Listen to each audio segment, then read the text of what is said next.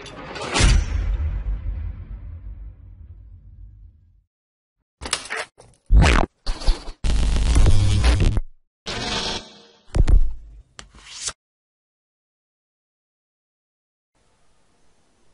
sahabat semua, pada video kali ini kita akan kembali membahas bagaimana penggunaan variabel dalam project yang akan kita buat. Jika sebelumnya variabel yang kita gunakan itu dengan tipe data string, maka pada video kali ini kita akan lihat bagaimana penggunaan variabel dengan tipe data integer dan double. Silakan dibuka softwarenya Visual Studio 2022, kemudian kita klik create a new project, kemudian pastikan di sini bahasa yang kita pilih adalah Visual Basic, kemudian kita pilih template-nya Windows Form App, kita klik di sini, kemudian kita klik next, lalu kita berikan nama. Kita beri nama projectnya My Calculate atau My Calculator. Oke. Locationnya silakan tentukan di tempat Anda menyimpan program. Bila mau diganti, di sini ada tombol atau button browse. Silakan diklik browse, lalu tentukan lokasi penyimpanannya. Kemudian pastikan di sini place solution and project in the same directory, checkboxnya dalam kondisi di checklist. Kemudian kita klik next. Lalu frameworknya kita pakai yang default .NET 6.0. Kita klik create. Ya, setelah tampil seperti ini adalah IDE dari Visual Studio 2022, tempat kita bekerja. Ini area desain. Pastikan jendela yang terbuka adalah jendela toolbox ya, karena kita mau melakukan desain. Aplikasi yang pertama, aplikasi saat ini akan kita buat adalah aplikasi kalkulator sederhana. Kita coba masukkan objeknya. Sini yang pertama ada label, kita letakkan di sini label. Kemudian label lagi, kita letakkan di sini. Kita buka jendela properties, kita klik di sini properties, lalu auto hide-nya kita klik supaya dia selalu tampil. Ingatkan kembali kalau misalnya jendela propertiesnya ini dalam kondisi di close, tidak ada di sini, maka kita bisa tampilkan dengan klik menu view, lalu di bagian bawah cari ini pakai panah ke bawah. Nah, ini ada properties window, kita klik properties window, maka tampil jendela properties ya. Kita akan atur yang pertama untuk form 1, yang kita klik area ini maka akan tampil properties form 1. Kita tuliskan di property text-nya misalnya my spasi calculator. Oke ya. Kemudian label 1, label 1 kita klik ya, propertiesnya di sini ada property text. Kita tuliskan di property text-nya adalah number 1. Oke. Kemudian label 2 kita tuliskan di property text-nya number 2. Setelah itu kita masukkan objek berikutnya adalah text box. Dari jendela toolbox kita cari text box ya. Kita klik text box. Kita klik di sini. Kita atur posisinya. Kemudian text box yang kedua kita klik lagi, arahkan sini, kita atur posisinya ya.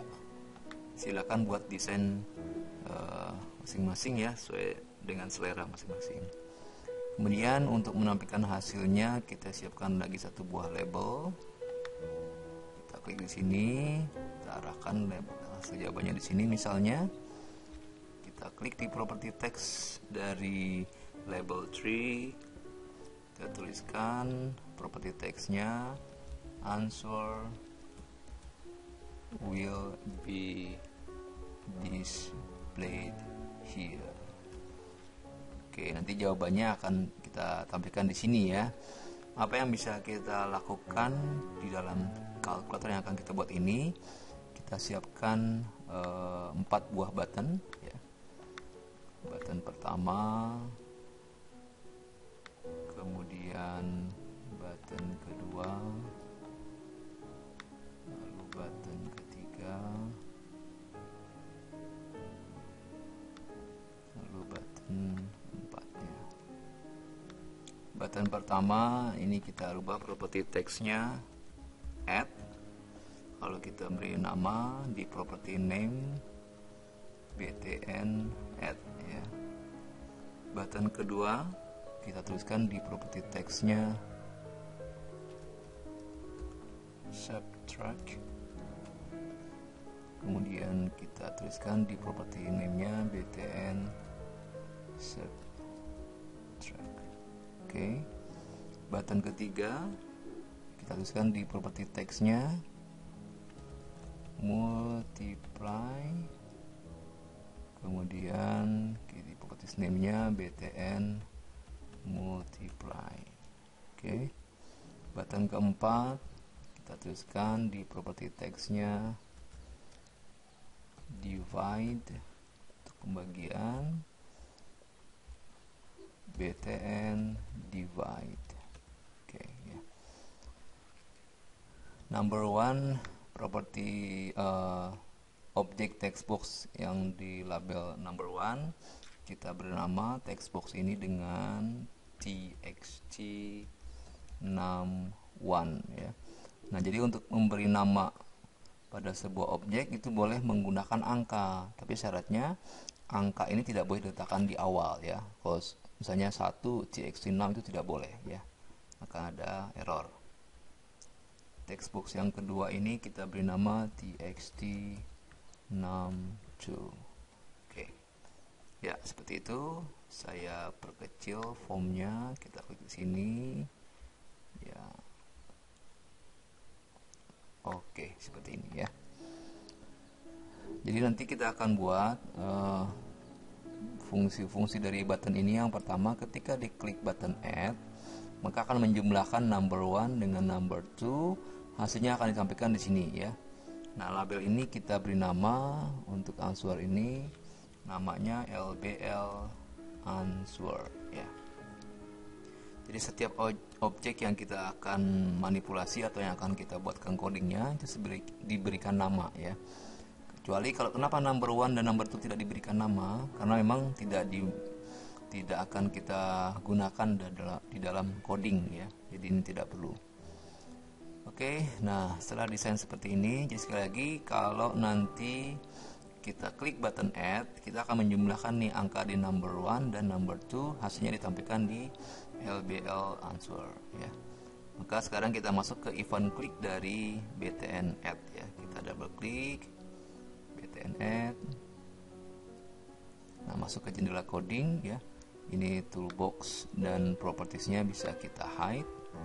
Nah, di sini kita akan gunakan variabel ya. Nah, menggunakan variabel kita deklarasikan terlebih dahulu ya. Misalnya kita membutuhkan variabel untuk menyimpan data yang diketikkan oleh user di textbox yang number one dan textbox yang number two ya. Maka kita siapkan di sini dim num1s. Karena nanti data yang akan kita simpan atau yang akan kita terima dari user itu berbentuk angka, maka kita bisa gunakan salah satunya adalah dengan tipe data integer ya. Oke, seperti itu. Kemudian kita siapkan lagi yang untuk menyimpan data angka yang kedua, dim num2s integer ya. Nah, setelah kita deklarasikan, langkah berikutnya adalah kita isi atau kita melakukan assigning value terhadap variabel yang telah kita deklarasikan ini ya. Memberi nilai terhadap variabel. Itu caranya. Tuliskan nama variabelnya, misalnya num1. Nah, dia sudah warna biru, bisa kita tekan tab di sana.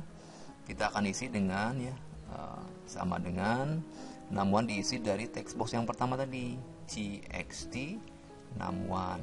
Jangan lupa di sini tuliskan dot text ya, seperti itu. Ini artinya teks yang dituliskan di textbox txt num1 ini akan disimpan di dalam variabel num1 ya. Begitu pula untuk yang num2. Oke, ini akan kita isi dari txt num2 ini ya. Kita double klik dot text. Nah, seperti itu ya.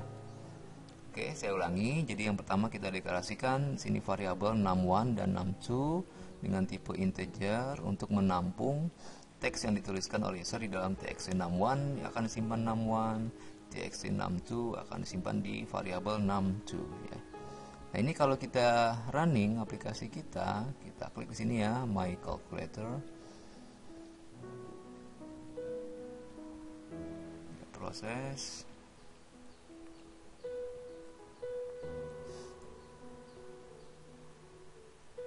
Ya, maka ini kalau kita isi misalnya 10, 6 nya 20, kita klik add, maka akan tampil di sini hasilnya 30 ya. Nah, sekarang kalau kita klik add, nah, tidak ada respon. Mengapa belum muncul di sini? Karena memang kita belum melakukan operasi apapun di dalam coding kita. Kita baru hanya mendeklarasikan variabel lalu diberi nilai variabel ini ya. Nah, bagaimana supaya tampil di dalam label ini, label answer? Oke, untuk melakukan edit coding, pastikan ini di close terlebih dahulu ya. Untuk yang sudah pernah kita running nih ya. Di sini ada stop debugging boleh atau di sini di close. Kita close. Nah, di sini kita lengkapi.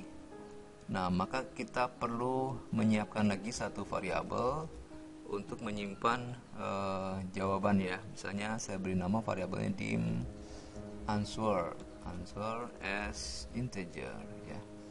Nah, answer ini kita letakkan di bawah sini ya, jangan di atas. Kalau di atas sini kita isi num1 dan num2 nya belum diberikan nilai atau belum diisi ya.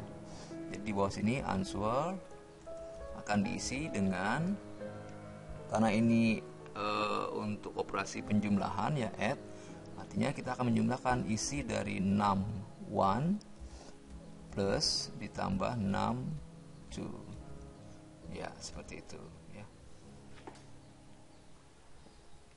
Oke, nah akan dilakukan nanti penjumlahan isi dari variabel num1 ditambah dengan isi dari variabel num2 disimpan di dalam variabel answer. Nah, setelah itu kita tampilkan di lbl answer. Maka di sini kita tuliskan lbl answer dot text, isinya adalah dari isi variabel answer. Nah, seperti itu ya. Kita coba lihat hasilnya seperti apa. Kita running, kita klik ini.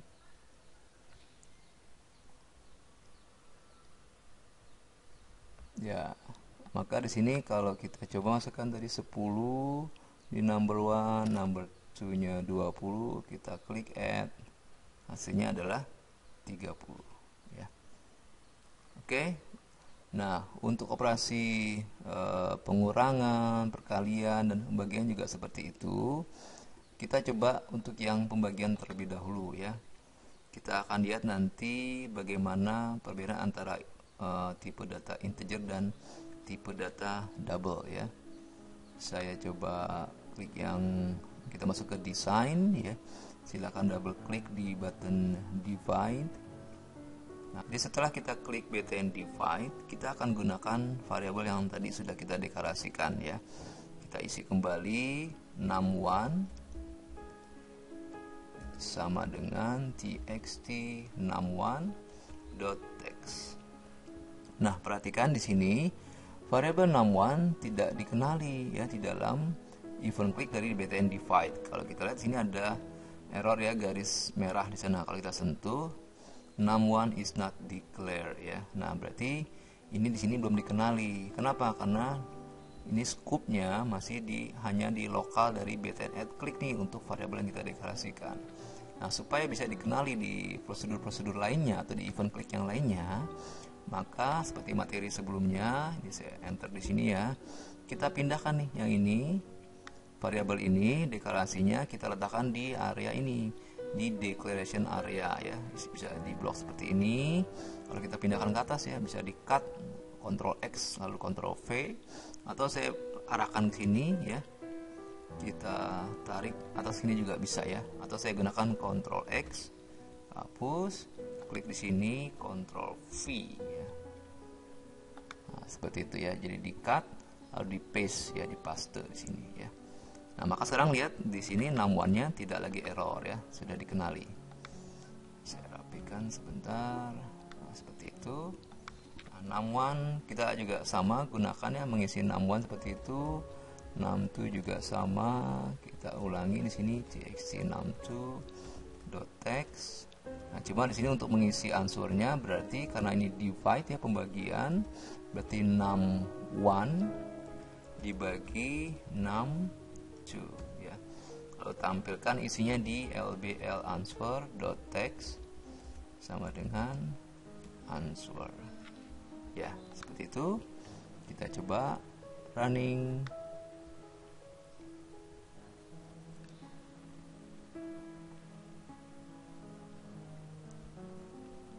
Lalu di sini kita coba misalnya 10 di num1, num2-nya misalnya 5, kita klik. Kalau kita klik add, hasilnya 15 penjumlahan. Kalau kita klik multiply, ini belum ada ya, karena kita belum buat codingnya. Kita klik divide, hasilnya 2.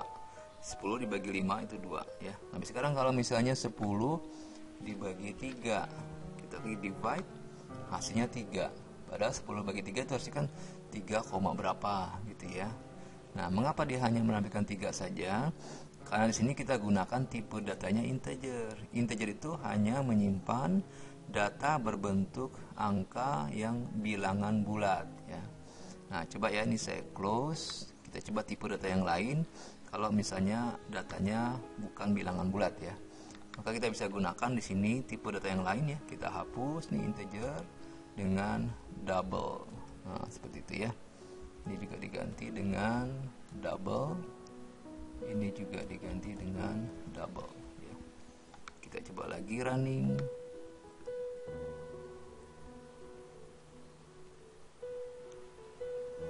Ya, kemudian kita coba isi di sini 10 dibagi 3 ya, kita klik divide.